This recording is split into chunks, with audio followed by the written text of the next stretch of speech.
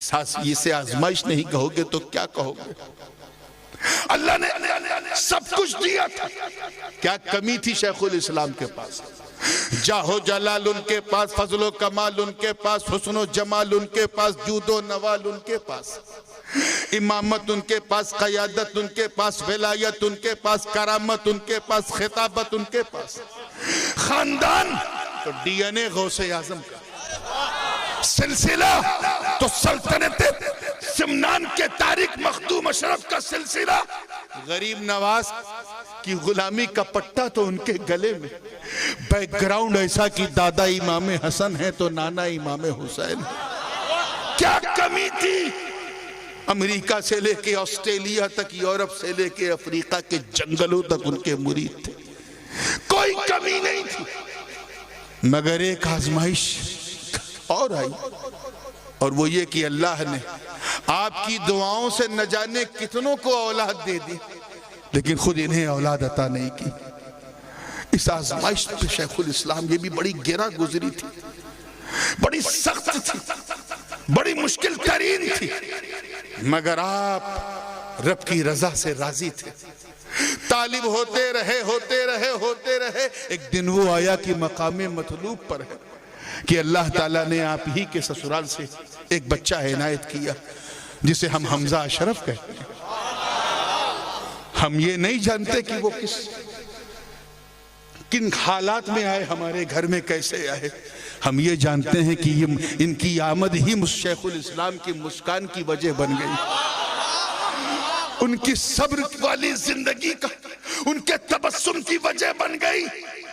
हमको ये नहीं मालूम कि हमजा अशरफ तन्हा कैसे, हम ये जानते हैं कि उनके हाथ पर हाथ किसका।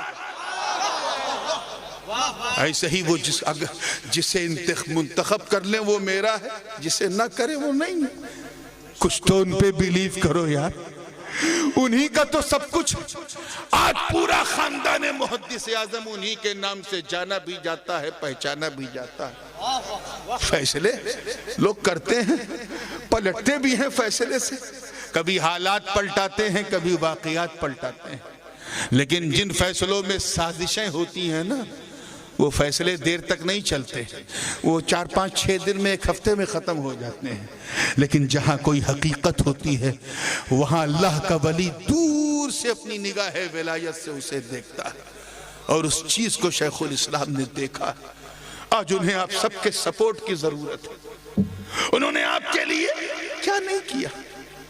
आपके घरों में मुस्कान लाने के लिए आपके घरों का दौरा किया। इंग्लैंड के माहौल को छोड़कर उन्होंने पेटलाद की गलियों का दौरा किया। उन्होंने आपके लिए अपना सब कुछ कुर्बान किया, अपना वक्त दिया, तकरीरें करके आपके ईमान की हिफाजत की, सुन्नियत समझा के आपकी सुन्नियत को बचाया, बदअकीदगी के जाल से निकालने के लिए आपको कितना लंबा लंबा वक्त दिया। अब अगर उन्हें किसी किस्म का एतमाद आप पर है तो आपको भी अपने मुर्शिद पर कामिल एतमाद होना चाहिए। बेशक उनके फैसलों पर एतमाद होना चाहिए। याद रखना, कभी कभी उनके फैसले समझ में नहीं आते, बेशक 10 साल बाद समझ में आते हैं, कभी 20 साल बाद समझ में आते हैं। एक साहब को तो 28 साल बाद समझ में आया, किसी को आज तक नहीं समझ में आया तो इंशाअल्लाह मरने से पहले समझ में आएगा, और जिसको तब तक नहीं समझ में आया कयामत के दिन समझ में आएगा। जिसने समझ लिया वो किस्मत वाला, न समझा तो ऐलाने जिब्राइल होगा, इन्नल्लाह युहिब्बु फुलानन फयुहिब्बुहु, तब तुम भी समझोगे वो भी समझेंगे।